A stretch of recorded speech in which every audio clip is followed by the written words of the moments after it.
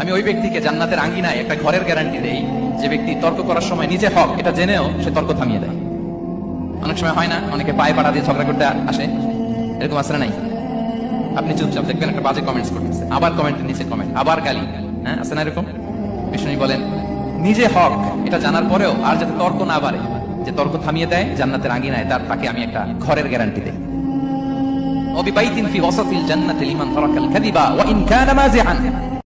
আর ওই ব্যক্তিকে আমি জান্নাতের মাঝখানে একটা ঘরের গ্যারান্টি দেই যে ব্যক্তি কৌতুক করার সময়ও মিথ্যা পরিহার করে।